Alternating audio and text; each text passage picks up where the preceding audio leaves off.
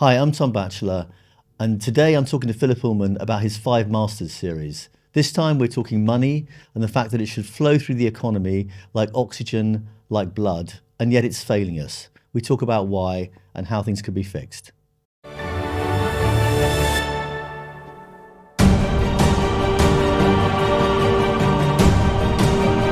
Creating a freer society. So Philip, in your view, the Bank of England hasn't done a good job, is not fit for purpose, and its response to inflation and rate rises was not right, was not correct. No, fundamentally, they're not really clear in what their mission is. The mission has evolved over the years. But fundamentally, again, based on a biblical basis, inflation should be zero. Inflation is a crime against humanity because it hasn't got a clear mission. It's not really clear. There's no vision at anywhere in terms of what we should be doing. So they at one point they try and mess with inflation, with employment. But what we should be doing is ensuring full employment with meaningful jobs, and we're not doing that. And also zero inflation. Forget about the Phillips curve, which says there's a trade-off. That's nonsense. You can have zero inflation, protect the ecosystem, and also those are the kind of the three key things that we should be doing. And the Bank of England isn't clear what it's supposed to be doing. It's initially money was controlled by the actual government themselves. And then that didn't work, so they decided to outsource it to the Bank of England.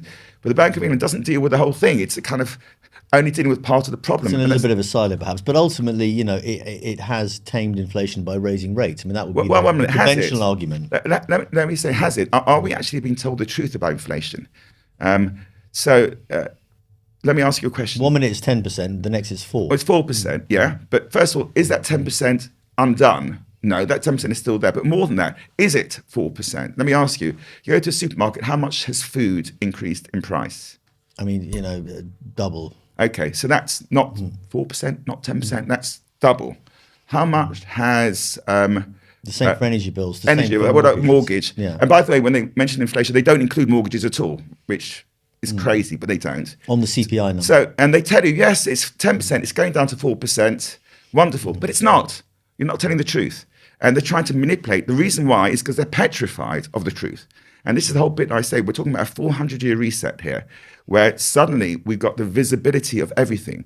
We could have a central bank digital currency, which could enable us to see what's actually going on. We're not doing it. We should. We're discussing it. There's a paper out, but it's not properly understood. But there's the whole agenda really is to try and keep the system, the current system, in play. And correct. That has been the mission since 2008, in your view, which 100%. is that we're back to where we were. So what should we have done in 2008? Well, the banks were insolvent. And by the way, they're insolvent again now. Hate to tell you, banks are insolvent.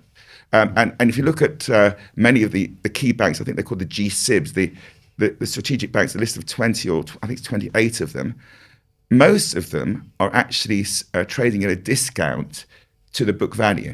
What that means is the book value is wrong. Again, a bit like inflation is wrong, surprise, surprise, accounting is actually not telling people the truth, which is scary. I'm an accountant, I know that the profit is easily manipulated.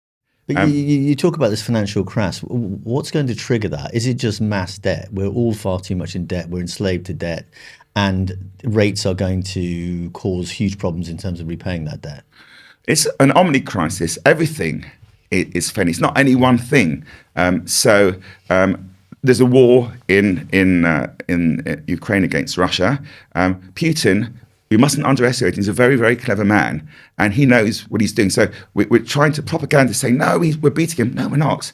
He's actually getting exactly what he wants. And he's going to, as far as I can see, he's going to completely take out the dollar. The dollar has been financializing the world since 71, where it broke its link with physical gold. And therefore, there was unleashed. And America, through capitalism, moved all the jobs to the Far East. That makes a lot of sense, because what about the jobs that we need? Remember, the target is full employment. We need jobs. But we have only financial services. What a load of nonsense. And America, UK, have all moved into financial services. And then we have no real jobs left. The real jobs, education, are underpaid. Doctors and healthcare are underpaid. The real money goes to hedge fund managers and bankers. And what are they doing? Well, then they're financialization. They're about creating worthless money for taking away from the poor people that actually need it. So fundamentally, the system is broken, and we have to. And what happens next then? You talk of a reset. That's one of your big central thought pieces. There's a crash. The reset occurs. How do we rebuild and restructure and rethink a system that's failed? So as I've said to you, we know the 5 masters, but let's talk about the state as well, because we have to look at all of the 5 masters and reflect on how each of those should change when this crash. And it's, by the way, it's not that far away. Sure. I can't tell you precisely when, but it's soon. So the 5 masters, sorry, state, money, markets, and technology. State, money, land, technology, money. Those are the 5. Let's look at the state. Liz Truss, there was an element of truth to what she said in the article, that she the problem was a systemic failure. She wanted a completely different set of ideas to Boris. The establishment killed her, and the establishment killed her, and so did the markets, which is crazy. But more than that, did she have the mandate to change when the people were not involved? I think, no, that's a failure of democracy. We've got technologies today. We can speak to anybody. We can get views of the whole population in a second. Are we? Even the whole election process, when you go, we don't even use the technology. It's crazy. We've got this technology now which can change the way the world operates. So what I'm saying is we've got to change the system. And the fact that we now can see what everybody's saying so quickly is why the current systems, surprise, surprise, are not fit for purpose. So what has to happen next time is we've got to start a conversation with everybody. And when this crash happens, it's not up to Rishi or whoever might be the leader, Prime Minister, to decide behind closed doors with the bankers, which was what happened in 2008, that we're going to completely effectively bail out the banks, which are the cause of the problem. No, next time you've got to actually talk to the people. And I actually believe we shouldn't wait for it to happen. We should start the conversation now. And therefore, we can start to think about what should be done. And then everybody starts to understand. And then you start to get genuine democracy. Democracy isn't working now. You think the system should be decentralized, that actually banking should be a regional model where immediate local communities are fed funding to fix their needs above the collective want? Okay, in terms of banking, first of all, it should be based around what we call civic trust. So civic trust is regional, so it's based in a local area. It's a trust, which means it's asset locked. What does that mean? It's only focused on purpose. There are no shareholders. Everybody matters. You're looking after all stakeholders. So and also you hold it to account by community organising. You have a local assembly that holds the civic trust to account. So suddenly you've got a regional institution locked into purpose, and it has a set of values. And this is the point I mentioned earlier. Money is not value. Money is a set of values. And that's the key. It's simple, but initially people don't realise, but it's not any specific value, because money now is worthless. The reason why property is worth huge amounts is not because it's worth huge amounts, because actually in gold terms it isn't. It's actually retained its value. It's because the money has effectively lost its value because of the fact that banks and governments have produced huge amounts of it. It means it's actually reduced to a small value. And if you look at the actual charts, you'll find actually only 1% of what it was only 40, 50 years ago. So it's not gold increasing, it's money. Because money, the values of money are the values of the state. And the values of the state are extractive, are about competition. It's all about me. It's about making as much money. And to play the game, ultimately to buy a house, for example, we need to borrow. There's more debt. Debt becomes, an enslavement. Let me tell you on that. It's crazy because effectively, just going back when we were talking in our last session about young people and about their opportunities, which have been for many reduced. They feel disenfranchised. They feel disillusioned because the idea of going out into the world and creating a secure life, a meaningful life, buying a house is almost impossible for them because of debt. Well, you have to recognise how that can be changed. What we need to do is explain to people that debt is a choice. In the Bible, debt's waived every 7 years. the bubble would not happen. Once the younger generation, everybody realizes it's a choice you don't need. You can have debt forgiveness built into the system.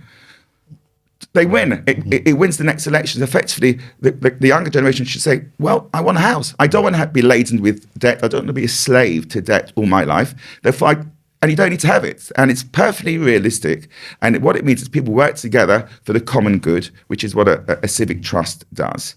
And effectively, the values become caring for others. You care for your family, community, nation. And effectively also that would eventually work on an international stage, but not by what we call a federation, which is imposing one set of values, a hegemon, whether it's Marxism, communism of the East, or it's capitalism of the West. That's about imposing your views onto other people. It's about control from the center. We need to have a set of values which is neither communism or capitalism. It's based on the principle of caring for others. And the key is when it happens again, and the question is we need to think about what is money, and money is caring for others, people, planet, place, all of these things. And if we start, it's not complicated when you start thinking those basic terms. How do we decouple from the markets, though? I mean, if you look at what happened to trust, the market said no, trust was out the door, and the godlike power of the markets is a problem in your view, and needs to be altered. And yet that change is complex, difficult. Well, if you think about, if we accept that inflation, which the Bible says kills, and we know it kills because as we've seen with the energy price inflation, it actually means that poor people now can't put food on the table effectively. So we have to eliminate inflation. The trouble is when profit is for the shareholders, the incentive is to make as much profit as you can because the shareholders make more, but that just increases prices, which means they're taking from the poor and vulnerable. So the whole system of being able to focus on the needs of a particular group mean that you've got inflation, which is a crime. So we have to move to a system of purpose based on meeting other people's needs and start to say, well, how much do I actually need? I'm not talking about people not getting what they need. We need food, we need clothing, we need homes, but it's not a big number. Research has been done, was it $50,000 or something? It's not a big number. And then you need the relationships. We have to start re-educating people to actually start to recognize that once they've got the basic needs, they've got and the security, by the way, so these jobs have to be secure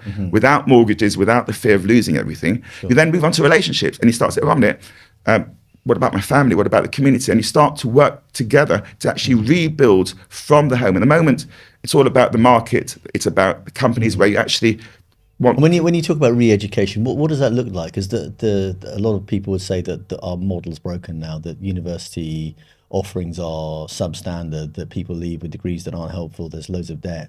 How can that be reworked? How can skills creation become front and center in a way that is meaningful? Rishi's obviously got new policies in place to try and drive innovation and drive the science piece. But you can't drive it from the centre. It's got to be local. We've got to start thinking about what the needs of the local community are. We've got to start moving back to vocational training. We've got to start valuing doctors, nurses, teachers. Have we got enough teachers? No, of course we haven't. Is our education system working? No. Is it available to all? No, there are lots of issues. So we have to start, and it's not appointing a minister at the centre who hasn't actually been in let's say, the world of education, hasn't the expertise, and expect them to change it. It's this reliance on an individual, on the state, on people at the centre. No, you've got to distribute it to the regions and start to actually look at each region as an entity. What is the specific skills? What are the natural resources here? What are the skills of the people? What education they need? And education has to be creative. And what business is looking for? Yeah, again, we've got to be very careful.